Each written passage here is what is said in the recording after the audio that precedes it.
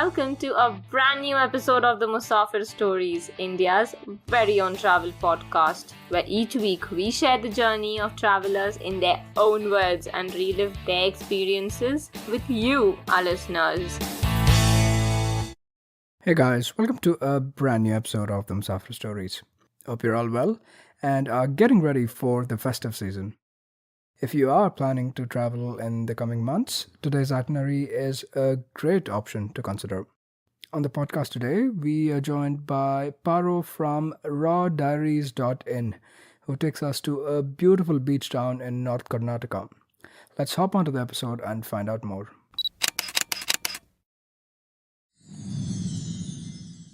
So with that introduction, we'd love to welcome Paro from rawdiaries.in to the Musafir Stories. Paro, thank you so much for being on the podcast and welcome. Thank you, Saf, for inviting me on this podcast. I have always listened to the Musafir Stories, and I'm so happy to be sharing this platform today with you guys. And thank you so much for this. Thank you, Paro. It's been our pleasure too. And I'll watch what I say today because we're also talking to a lawyer turned entrepreneur today. So Paro's, I guess, one of the first lawyers who's come on the platform too. So really happy to be talking to you today. But Paro, tell us a little bit more about yourself and how did all of this happen? You from being a lawyer to now being a travelpreneur, as you'd like to call yourself. Give us a little bit of insight into this journey and about Raw Diaries as well. Yeah, so, Saf, I was a lawyer a couple of months back. I still am a lawyer, but just fell in for travel so hard that I decided to call it quits and, pursue this full time. I was in Gokarna and when I decided to quit, and after that, I am working on my own company called Raw Diaries. We are trying to identify the pain points that the travel industry has and, trying to be a one-stop platform for all the travel needs. So that's how journey from a lawyer to a travel entrepreneur has been. It's been 6 full months when I am doing this full time. And life has been good. I'm happy. So. Okay, wonderful. And I guess at the end of the day, that's all that matters, that you're happy about, or you're happy with whatever you're doing, right? So we wish you all the luck in this new journey, in this new phase of your life, Paro. But tell us a little bit more about where you're taking us to today. So today, Saf, I'm taking you guys to Gokarna. It's very close to my heart because, as I said, I resigned there, and also I spent 2 whole months. I went there for 3 days and I fell in love with that place, and I decided to stay there for 2 months. So I think I personally know that place in and out, and the place is very close. So I would like to take you guys and the audience to Gokarna. Yeah, definitely really excited to be talking about Gokarna, especially after you've mentioned that Gokarna is the place where you actually decided to take the leap of faith, right, and become a full-time travel entrepreneur. So really looking forward, and especially given that you've lived there for a good couple months, you got to explore the place pretty closely like a local would do, or somebody living there would do, right? So that aspect of it also excites me a lot. But for somebody who's not very familiar with this part of the country, could you also help us give a geographical orientation of where Gokarna is situated? So Gokarna is a small town located in Uttara Kannada, that is North Karnataka. It's very green, and it's the only one of the few places which offers both mountains and beaches at the same part. So Gokarna is a town in Karnataka. Yeah, definitely. And specifically in the northern part and coastal part of Karnataka. If I have to give somebody a quick reference, it's about 500 kilometers from Bangalore and on the western coast facing the Arabian Sea. So that's where Gokarna is situated. In terms of getting there, how would you suggest one gets there? What's an easy way of getting there? And what about you? How did you get there? So there are a couple of ways. The most convenient way is to come to either Goa, Bangalore or Mangalore. So you have the flight connectivity there. Once you come to these destinations, you can either take buses or you can either take a train. A train from Goa to Gokarna costs something around $60, so it's less than 100 rupees. So it's that easy to come to Gokarna. if you take a flight to these destinations, these will be Goa, Bangalore, and Mangalore.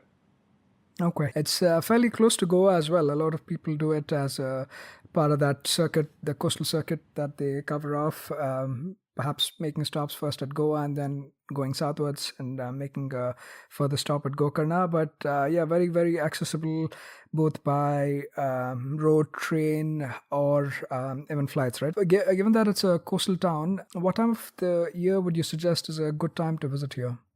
Saf, actually, like all the seasons are pretty good and has something different to offer. Like the monsoon, although you can't access, like go to the beach, but the Gokarna is very green at this point of time. But if you see, I went during December to January. That time was the season for Gokarna. So all in all, even though all seasons have something to offer, I would say the October to March will be the peak season. Okay, yeah. Now, just jumping into a little bit more of the significance of the place, the backstory of the place as well. Gokarna has been traditionally like a religiously very, very significant place, especially for the Hindu religion, right? Paro, so would you like to share a little bit of a background as to what the significance of the place is and enlighten our listeners a little bit more about that? Yeah, so there are a lot of versions, like many versions that you can hear from the locals. They will tell, like, how Gokarna got the name Gokarna. So the one that I've heard the most is this one, and let me share this with you. So it was believed that the demon king of Lanka, Ravana, he did tapasya, penance in English. So he did tapasya to please Lord Shiva. When he did this tapasya, Lord Shiva got happy and he gave his Atmalinga with a power to Ravana, which made him a very powerful. But there was only one condition, that if you keep this Atmalinga on the ground, then you will lose your power. Now, Ravana picked that Atmalinga happily and he was going towards Lanka, and in way he reached this place which is now known as Gokarna, and he's a Brahmin. So in Hindu religion, you have to do Sandhya, something called Sandhya Aarti. So that's one of the ritual that you have to perform if you're a Brahmin. So it was evening time and he couldn't find a place to, he can't keep it, and he had to do the Sandhya Aarti. So Lord Ganesha, the devas or the gods conspired, and it was agreed that Lord Ganesha will disguise himself as a little boy and go in front of the Ravana to take his Atmalinga. And that is exactly what happened. Lord Ganesha disguised himself and Ravana saw this little boy, and then he just approached him that, can you hold it by the time I perform my Sandhya Aarti? It was agreed between the disguised boy, that is Ganesha, and Ravana, that I will call you thrice. If you don't come in within a specified time, I will keep this Atmalinga on the ground. Ravana agreed and went for his Sandhya Aarti, and Ganesha tricked him. He called it very quickly and kept the Atmalinga and disappeared from the scene. When Ravana came and he was trying to chase Ganesha, he could only find a cow who was going underground. When the cow was going underground, the only thing that Ravana could catch hold of is the ear of the cow. And that is how it is believed that Gokarna got its name. Go in Sanskrit or in Hindi means the cow. So Go is the cow which the Ravana found, and Karna is the ear. So ear of a cow. So that's how it's believed that Gokarna got its name. So yeah, this is one of the many versions that you have. There are a couple of other versions, very interesting versions. Yeah, definitely very, very interesting, and also nicely ties to a lot of the places we'll be seeing, hopefully, during the course of our conversation, right? And yeah, like this one was one of the ones I came across the most too. Apart from this, I think there was another one perhaps mentioned from the Puranas where I think there was this Brahmana called as Atmadeva who did not have children, so Correct. Prayed really hard and met a sannyasi who he asked this boon of a child from, and the sannyasi provided fruit to give to his wife, and I think his wife she wasn't too keen on it, just fearing going through the pains of pregnancy. So she fed that fruit to a cow, and baby was born. That was, the cow gave birth to a calf, but it was like in the form of almost like a human baby, except for I think ears of a cow, right? So that was another story that I came across. But but really interesting tales, and kind of ties to some of the places we'll visit, to some of the popular temples we'll visit. So like we mentioned, from a religious aspect, from a spiritual aspect, very, very significant among the Hindu community. And it's also often referred to as the Dakshin Kashi, right? People, especially in South India, they look upon the Gokarna as an equivalent to going to Varanasi almost. So that also is very, very popular. And the other aspect of Gokarna is obviously the beach town, and has like a huge inflow of foreign tourists as well, especially tourists from Israel, Russia, Europe. A lot of them also throng Gokarna because of all of these salient features, right? Very laid back, strategic location, nice beaches, plus you have the mountains. But I believe like this is all something that has started off in the past 40, 50 years as a part of the continuation of the hippie trail that we refer to as, starting all the way from originating out of Europe through like Istanbul and Afghanistan, Iran, Pakistan, into India, and this slowly trails down into Goa and further down to Gokarna. Like around that time is when a lot of foreign tourists started discovering this place, and since then like they have also been visiting quite a lot. So really there's two facets of looking at Gokarna from if you'd like to look at it from that perspective. In terms of our itinerary, right, what would you recommend for somebody visiting? Obviously not everybody could make a laid back trip like you did. Right, that would be ideal, right? I would like to do that, but from perspective of somebody who's short on time, what would you recommend, Paro? Like what sort of an itinerary can one plan while visiting Gokarna? Okay, so I feel like there are two kind of travelers. One who is there to know about a place, and the other one is the tourist kind of. They just want to see, what is there, like, what to do, like the general things. So when I stayed in Gokarna for 2 months, I kind of figured it out that these are the things that tourists would like to do, and these are the things that a traveler would like to do. Before that, I would like to highlight that Gokarna is a very religious town, so there is a lot of religious tourism that happens. So if you see the Gokarna main beach, which is very close to the Ganpati or Mahabaleshwar temple, which are like the main temples in the town of Gokarna. So people all across India come to this place to perform the death rites of the departed, and these are the very strong religious tourism that you will see in Gokarna. So I would like to start with the must visit temples, Mahabaleshwar and Ganpati temple. Moving on, Saf, there are beaches. Like there are beautiful, beautiful beaches, which doesn't only have beach but also like surrounded by hills. So there is a famous beach trek, which is like 5 beach trek.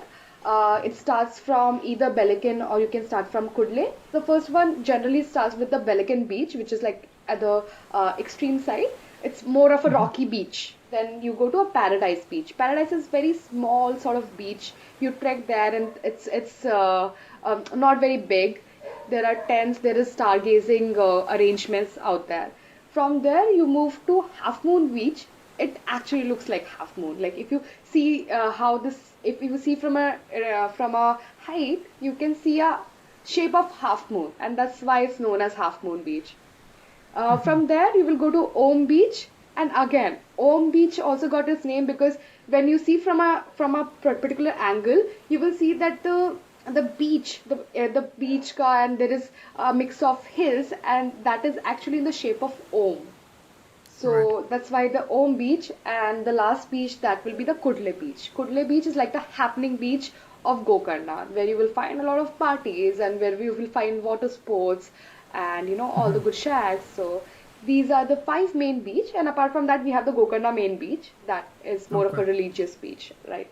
Okay. And in terms of somebody who's trying to make a trip to Gokarna, and let's say like these are the main things they want to cover off during their trip, right? How much time would you recommend would be like sufficient to cover? Does this like a weekend or an extended weekend type of an itinerary? If you want to do justice to everything, at least 1 week. But if you just want to like rush, and do things, I think 4 days, 5 days will be a good amount of time. Okay, yeah.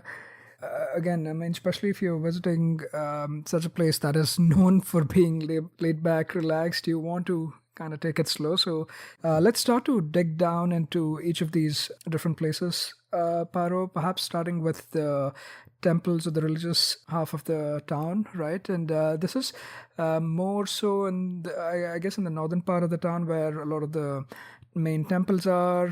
I believe there's also some important Rath Yatra that happens and stuff like that. So I'd like to jump into that. And maybe do you want to start off by covering the Ganesh temple and the Mahabaleshwar temple and also how that relates to the story we discussed at the beginning of the podcast? Shiva is very prominent for the people of Gokarna, and Mahabaleshwar temple is a Shiva temple. So it's believed that the Atmalinga was placed here, which holds a lot of significance. So you will find in Gokarna a lot of these temples, starting with the Mahabaleshwar temple, the Malki Arjun temple, the Ganpati temple, and there are plenty of other temples. And like if you walk around.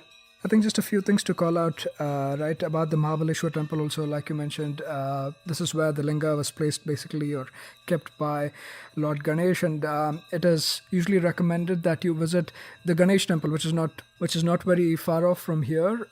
You kind of visit that first. That's where there's a Murti of Lord Ganesh, and this is also very peculiar. The Ganesh temple and the Murti of the god is also very peculiar, that this is Ganesha in a standing form, as against usually like most Ganesh temples you might visit. It is usually in a seated form.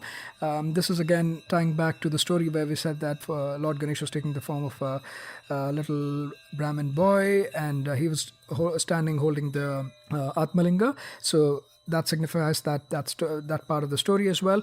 And the other bit that I also read, which was very interesting as well, was that even the structure of the deity, right, it's also very peculiar in the sense that the legs of the deity are quite small or disproportionate, and it's believed that that is because Ravan struck him on the head, right, in rage, in anger. So he actually kind of went into, or he was kind of smacked a little bit.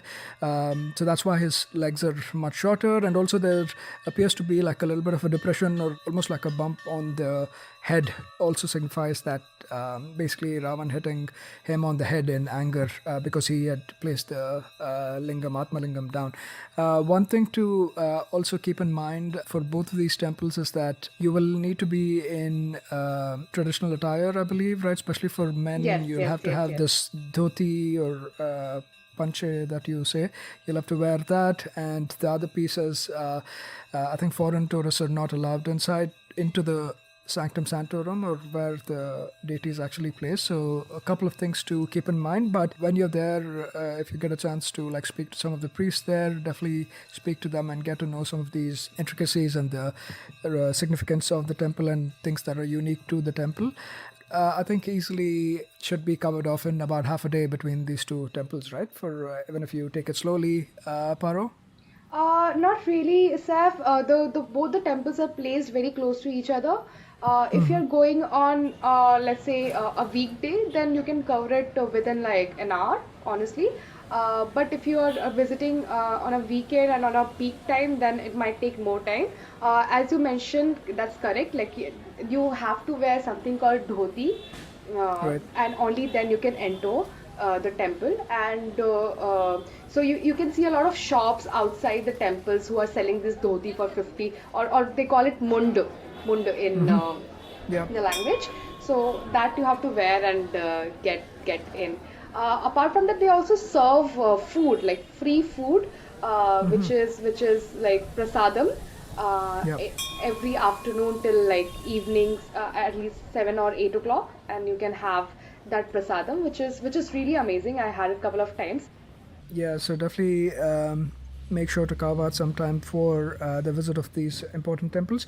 There's a couple of other important or very unique temples that I came across. Would you like to touch upon those as well, Paro? One of them was the Malki Arjun temple, which I'm sure you visited also, right? Yes, yes, yes, yes. Yes. Yes. Yes, yes. I mean, this was one of the very beautiful find, and I don't think people who are visiting for 2, 3 days actually visit there.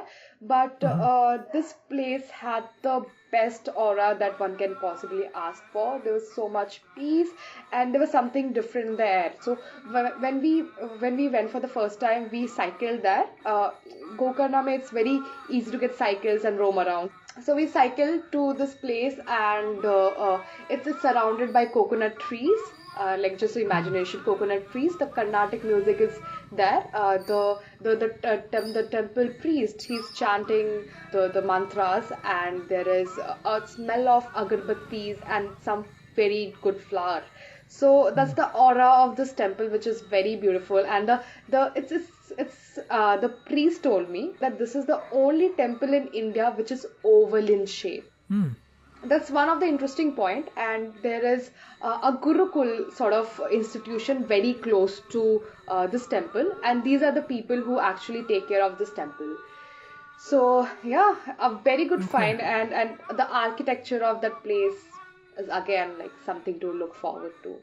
Yeah, definitely. It was a very, very interesting and also much less crowds. Also, at least from what I saw from your videos that you had posted, it seemed very less crowded. But it could possibly be because of the time of the day you were visiting, time of the day, or even the day that you were visiting, right? But it's certainly worth a visit. And thank you for giving such beautiful descriptions of not just what one can see, but also what one can literally smell and feel and listen to while one is walking into the temple. It's beautiful, and we'll link to some of the reels and videos that Paro has put up as well. It's really marvelous. And from a distance perspective, how far away is this from, let's say, the place where the Mahabaleshwar and the Ganesh temples are?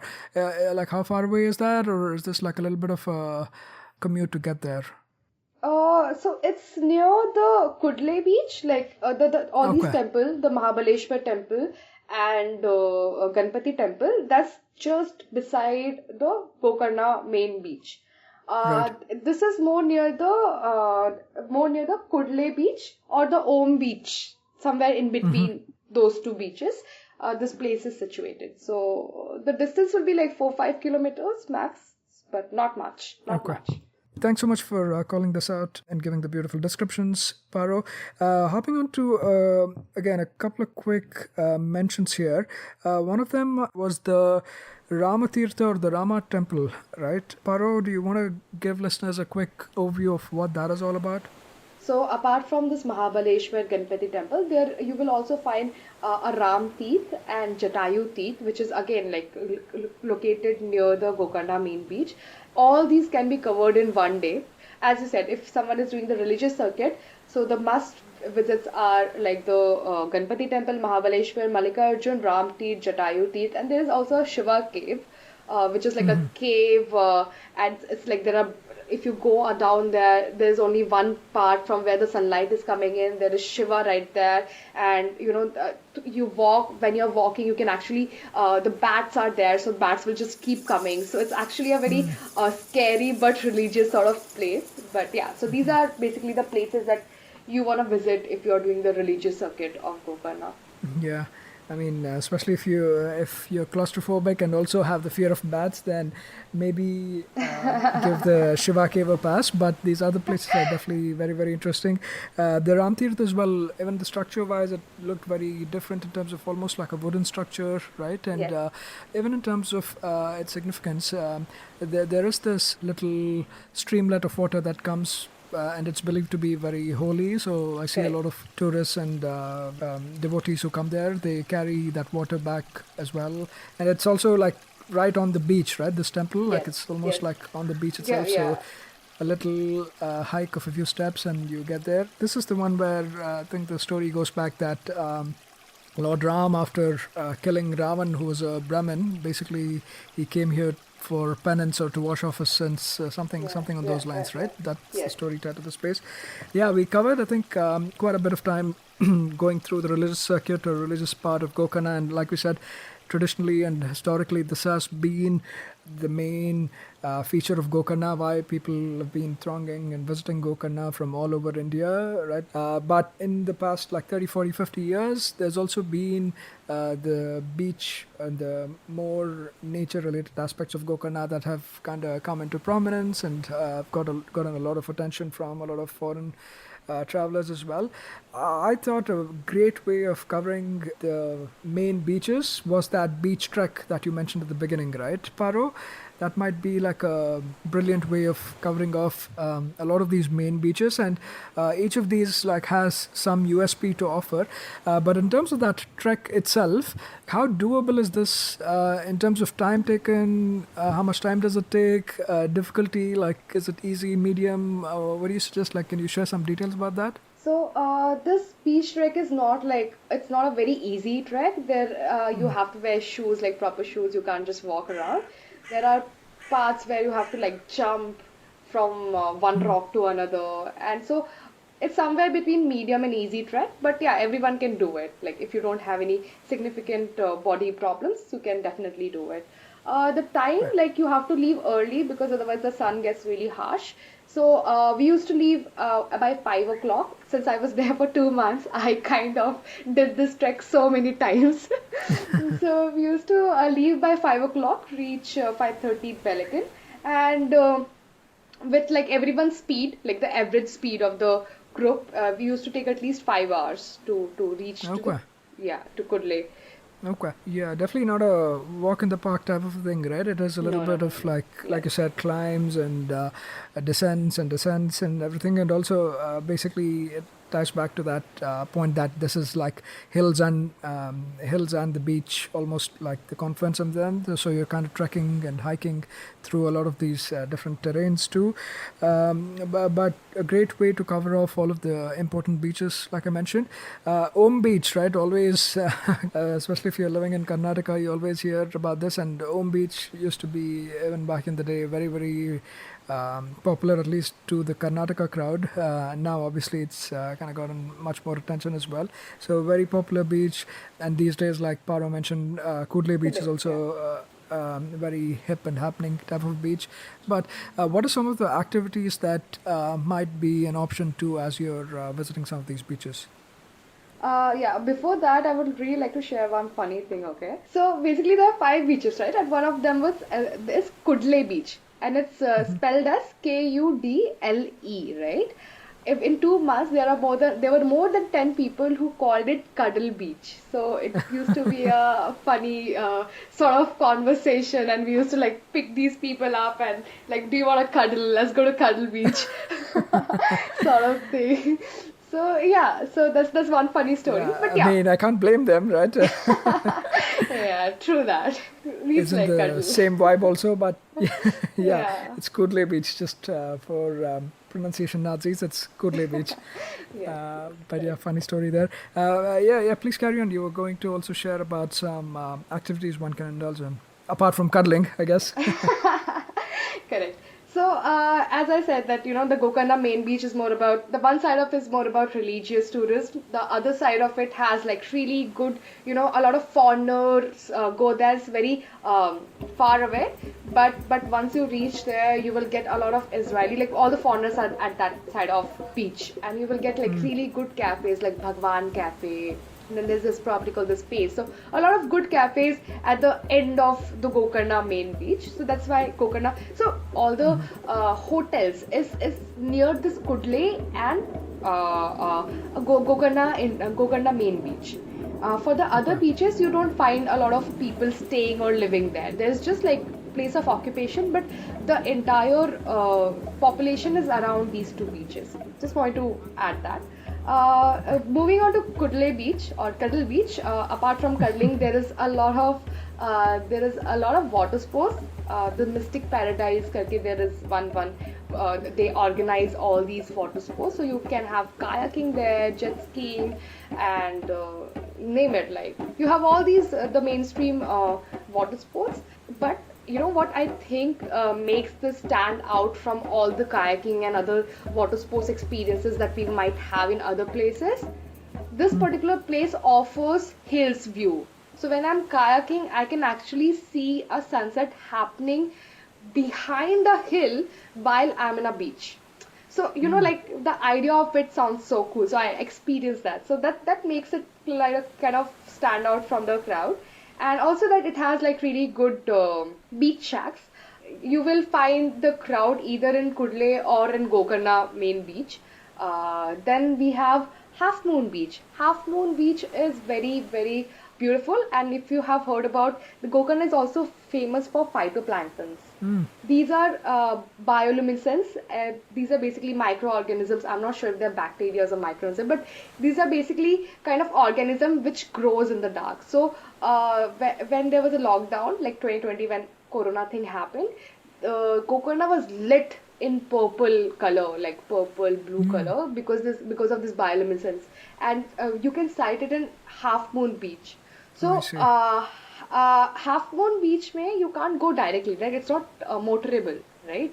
So you have to trek to Half Moon Beach, and there's only one shack at the entire beach. There's only one shack in the entire beach, and when you do the night trekking, obviously don't do it on your own because Google Maps are a big no-no there. There are local guides. You get in touch with them. They will take you to this place. And raat ko you have fair chances. Like if you have fair chances to spot, not in that quantity as was seen during the Corona times, but you have fair chances to spot these phytoplanktons. And the sky looks beautiful. So you can see all the constellations in the sky when you are in Half Moon Beach. So that is the specialty of Half Moon Beach, is a night beach trek, and Okay. like spotting this phytoplanktons and enjoying the stars. Same for Paradise, is again a very small beach, not motorable. You have to trek to Paradise Beach, and there are tents. You can stay there, and you have there is a lot of jet ski and water sports there also, but it's like a privately held thing, so you can do that. Om again has water sports. It has most of the water sports that Gokarna offers, and it's I think not sure there, but I think it also has government players, so the prices are a little cheaper. I see. Yeah, Okay. Billiken is essentially a far-fetched beach. Hardly anyone goes. It's rocky beach, but yeah, if you want to go, if you really like peace and don't like people, this is a beach to be, because there are like very few properties there, and they kind of arrange all this bonfire, and it feels like you have the entire beach for yourself for that bonfire thing, because there is hardly anyone goes there. All the population is around Kudle and Gokarna main beach side. So Okay, interesting. I think that phytoplankton or the night trek that you mentioned on Half Moon Beach, I think that's also something that's going to be very unique, right? This is not something you'll find in a lot of other places in India or even otherwise. So, like we have seen over the course of the conversations, there's a variety of different things to do, especially if you have a decent amount of time on you. I think you can experience all of these to the fullest. The other interesting beach I saw, which you also had covered off, was the Nirvana Beach, right? Paro, would you like to talk about that? Because this was, again, not something that I came across a lot while doing my research. Do you want to speak a little bit to this? So this is one of my favorite beach, Nirvana Beach. You have to actually take a ferry to reach there. It's motorable, but it takes a lot of time. In ferry, you reach like in 10 minutes. So Agnashni and Gangavali are two rivers. So in confluence of that, Gokarna is situated somewhat. So you have to go to the Agnashni River, take the government ferry. It also transports your bikes. You generally roam around on bikes or cycles, so it can also transport your bike. So it takes like some 10 or 20 rupees to go to the other side. When you reach the other side, there is Nirvana Beach. So you have to bike a little bit, and Nirvana Beach, it has white sand, and it's so beautiful. It's so beautiful. I can't even explain how beautiful Nirvana Beach is. Like, it's white sand, and there are hills, and there is hardly any population, and it's one of the best sunsets that I experienced in Gokarna. And also it became special because you have to take a ferry, so it was a lot of fun to do that, and not just like do cycle there or just go take a bike there. So it was a little bit of hard work, which was also fun. So yeah, that is Nirvana Beach. Again, we have Honey Beach, similar. It's in the nearby place. Again, you have to take a ferry from Gangavali side. For Nirvana, we had to take from the Agnashini side, Agnashini river side, and for Honey Beach, you have to take from the Gangavali side. You take that and then you reach the Honey Beach. So these two are the other beaches that you can, visit when you are in Gokarna. And or like Paro has been mentioning, right? A lot of these beaches, they're also very different from each other also, right? One of them is rocky, another one is with hills in the background, and this one is, Nirvana is like with white sand. So that way too, definitely more enjoyable. I forgot to ask one other thing at the beginning, like getting around Gokarna, right? What would be a good suggestion, Paro? Like just within the city, plus if you're beach hopping and stuff like that, what might be a good way of getting around? Like, do you recommend public transport or just hiring like a scooty or a two-wheeler like that? I think the best way is to hire a scooty. You will get, if you're going in off season, you'll get somewhere between 350 to 500 depending on the model. If you're going in a on season, you will get it between like below 1200. This is the best way you can travel within the town. Apart from that, I took cycle, but it's a little difficult to cycle around because it's an uphill, right? So there's an elevation on the road, so a lot of time you just have to push your cycle. But if you are up for it, then it's one of the best places where you can cycle around within the town. So yeah, these two will be the thing that you can do. Otherwise, you also have autos, but it is like a little expensive there. But Right. you also have the option of auto if you don't know how to ride. Okay, sounds good, sounds good. So yeah, a lot of interesting beach experiences too, and thank you for so beautifully describing them. But yeah, I think the cherry on top of the cake or icing on top of the cake would definitely be a sunset on a beach, right, Paro? So what would you recommend in terms of catching sunsets, or which was your favorite point to catch a sunset while in Gokarna? Yeah, so sunset had played a very important role. So I came up with my own quotation, which is like when you start living for sunset, that's actually when you start living. So this is because like every day 6 o'clock, I used to just like close my laptop no matter what. I was like, I'm just gonna go chase the sunset. So sunsets are the favorite. You can obviously, chase the sunset on beaches, but the favorite point that I had was this Kudle hilltop. Imagine there's a big ground. On top of that, you have to climb a little bit, and there's like at that point I went, it wasn't green, so it was all brown, and it looks like there's no one around you, but just you and the sun setting down. And then you can see the ocean, and then you can also hear the ocean waves touching the rocks. So it's a very beautiful experience. So the one point I would suggest is the sunset Kudle hilltop or Ram Teeth. These two will be the best places where you can enjoy a sunset.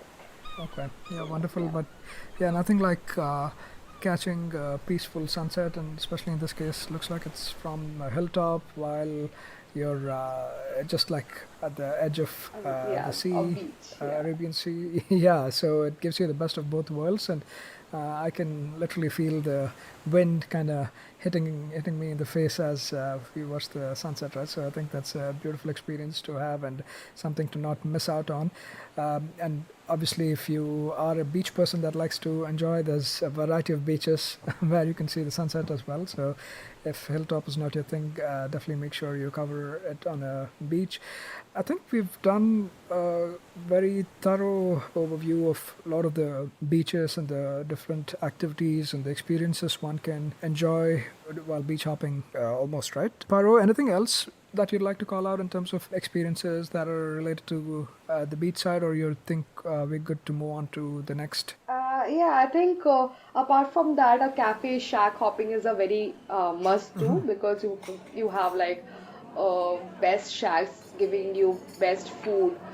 Even the town in itself has a lot of places like Halfway Home, Mantra Cafe, Levy's, White Elephant. All these places are like in the town, and there are beach shacks which offers you really local cuisine and really good food. So yeah, I think that hopping is a very important thing if you are in, and try the seafood. It's very important if you are in Gokarna.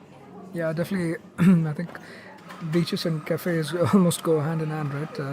Especially if you're spending a lot of time on the beach, you want to come back and just chill and relax at a nice cafe, and there's no dearth of options while at Gokarna.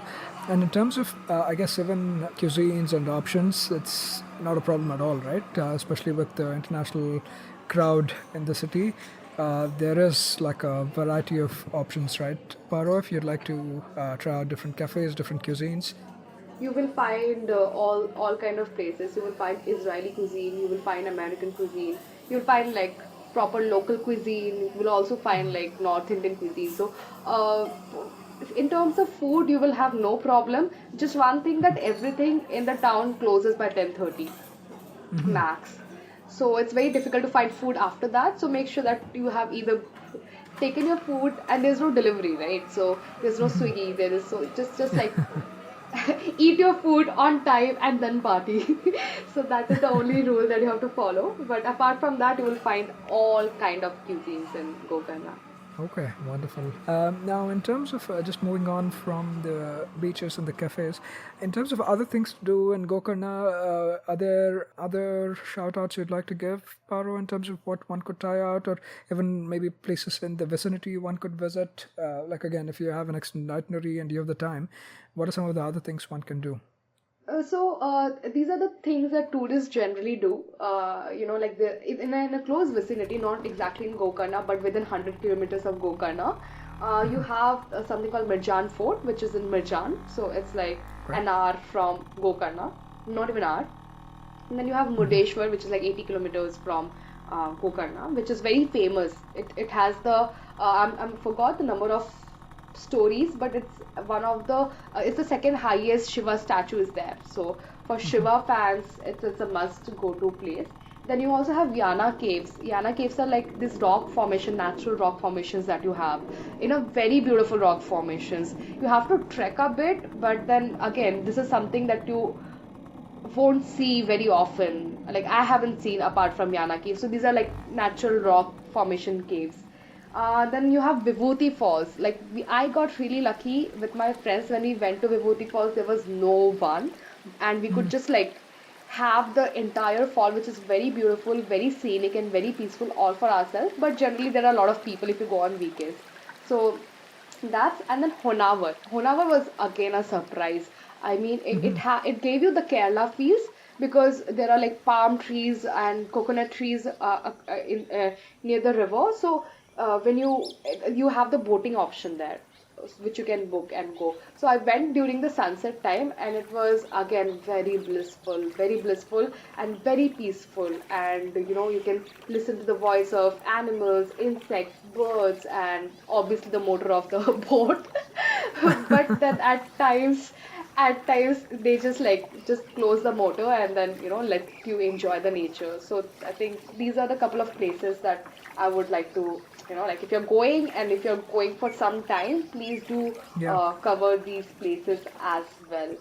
Yeah, I found the Mirjan fort also pretty interesting, right? And obviously it's almost like ruins right now in the sense that doesn't have a lot of things within it. It's just the outer walls. But if you go there at the right time, I guess right after the monsoons or something like that, it has a very beautiful setting, Very right? With beautiful, moss correct. set on it and all of that. It also has like a very interesting story tied to it also. Apparently a queen called Channa Bhairava Devi of Gersopa, basically tied to the Vijayanagara Empire back in the day. She used to rule out of here, and I don't know like how much truth there is to this, but it's believed that she was the longest ruling queen of all time in India. Whatever she ruled for over 50 years is what it says. So that bit was also quite interesting. She ruled around the 14th or 15th century. If you're making a visit, definitely it's not too far from Gokarna. Gokarna, yeah. Mirjan Fort is something you can definitely visit, and Yana Caves, right? To Paro's point, very unique and very peculiar, right? I also have not seen. I can't really draw an equivalent in India and say like this is like something similar to Yana Caves, right? Very Yeah, unique. So definitely make a point to visit. Almost like two monoliths, right? Besides the cave, they have like two little hill formations too. that are very popular in the region. It's very popular in Karnataka, but yeah, a lot of people outside of Karnataka might have never have heard of them too, right? Yana, Yana. I think outside of these, one thing that really stood out for me from your experiences that you have documented on your YouTube channel, on social media, on Instagram, Paro, was this, I think it was a very interesting way of documenting, almost like trying to recreate the journey or places mentioned in a book. Right, that was another project that you covered off during your time in Gokarna. Do you want to give listeners a quick peek into that? So this project is very close to my heart, Saf. I was in this place called Lagoons. That's like one of my favorite cafes. It had like really amazing food. And they also have this collection of books. So Lagoon was a regular for us. Like every day we used to be at Lagoons. And one day I just picked this book from there. It's a book which is written by a Swedish author, Harry Peronius. And he captured the people of Gokarna back in 1988. So you can see a lot of black and white pictures, candid pictures of people from Gokarna, more majorly from the Gokarna main beach area and the Kudle area. When we were reading this, we actually saw people we know, like Premas. Premas is again very famous as one of the first cafes of Gokarna. So we knew Premas, we knew a couple of other people, and that's when it clicked us that there is high possibility that these people are still alive. So that's what we did. We took this book and we are like, let's just try to find out few of them. We went to first Premas because we knew that they exist, and we asked them about the other people they might know. That way we got some 10-15 people who are still alive and who are either doing similar things or doing some different things. And it was a really interesting project because we found some guy called Coca-Cola guy who actually introduced Coca-Cola to Gokarna. Like when all this foreign tourism started, he was the one who actually introduced Coca-Cola. And so it was an interesting find. Then there was Dr. Shastri. There's only clinic. There's only one clinic in Gokarna. And you don't have a lot of medical facility. For the nearest medical facility, you have to go to the city area of which is a little far from Gokarna. So we went to this clinic and it was so amazing to see that he's working twice hard as he was working earlier to serve the people of Gokarna. And that time we just had a candid conversation with him, and I told us that how he looks at 200 people a day. So finding these people, looking at them, and we actually find kids who are now grown up running some sort of business in Gokarna. It was really amazing experience to trace back these people from 1988. And then in the documentary, if you see Saf, we have given this is what we found in the book, and see there he is, or there the shop is. That's how it looks now. So it's a very interesting project and it's very close to my heart. And still I have to launch that episode 3 and episode 4, which is going to be very interesting because we meet these other people and we actually end up talking to Harry Peronius. Thanks to Coca-Cola Pandit.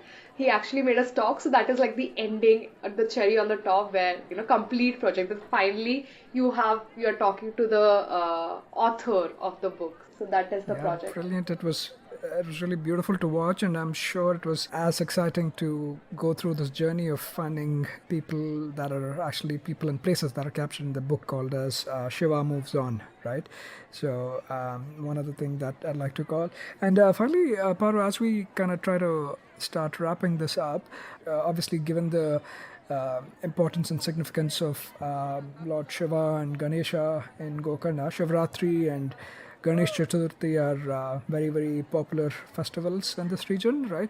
And I believe on the occasion of Shrivaratri, there is a big Rathotsav or a Rath Yatra almost that happens. Do you want to touch upon that too as we start to wrap this up? So every Shrivaratri, as I said in the beginning of this episode, that Shiva is very, very important for people of Gokarna. And Shrivaratri is one of the major festivals. You can't miss out on Shrivaratri. During that time, the entire Gokarna is just working on this. They prepared a Ratha, and you can see so many people that you can't even count how many people are there during the Rathotsava. So they pull it from somewhere near the Mahabaleshwar temple and go around the entire town of Gokarna. And it's like a huge, huge ratha. So yeah, but essentially they take it around to Koti Teeth, then they take it around to the entire town and then come back, and that's how the Shrivaratri is being celebrated. If you see even the videos, that is there, you will see the devotion, the feelings, the importance that Shiva holds in Gokarna. Yeah, definitely very unique and almost like a version of obviously the popular Rath Yatra that you have in Odisha, right? Very similar to that. But thank you so much, Paro. You've given us literally the many, many faces of Gokarna, right? For somebody who's planning to visit here, be it a religious circuit, be it a beach hopping type of a circuit, be it just a laid back type of a visit, do nothing, just enjoy the vibe of Gokarna. But before we close this, Paro, one last time, if you'd like to also share how people can follow your work, keep in touch with you, and look out for your future projects and experiences that you cover. Yeah, thank you for this app. First of all, I would like to say thanks to you for inviting me or for being sharing this platform with me. I have been following the Musafir Stories since this first episode, followed by Goa, Sikkim, and the recent one, the A for Prayagraj and Calicut. It gives me a immense pleasure to be on this platform and sharing my views about Gokarna and the places that I visited. Having said that, so you can reach out to me on Instagram. That's rawdiaries.in. Like to keep it raw and real. So rawdiaries.in. That is the name even on YouTube. Raw Diaries Travel. They're on LinkedIn. They're on Facebook. They're on YouTube. And yes, I also have a website, so you can also reach out to me through that. Yeah, hoping to see the listeners somewhere at some point of my journey.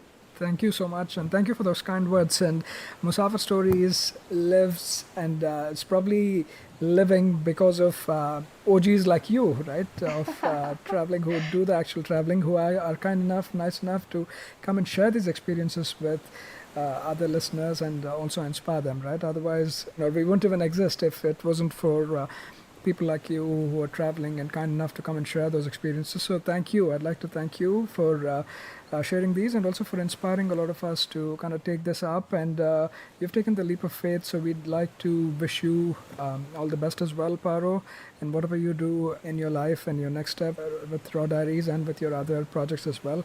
Wish you all the best, and thank you so much for being a part of the Musafir Stories. Thank you so much, Sav.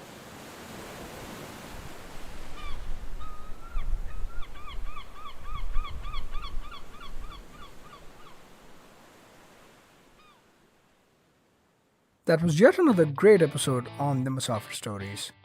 Make sure to show us some love by sharing the podcast with your friends and family.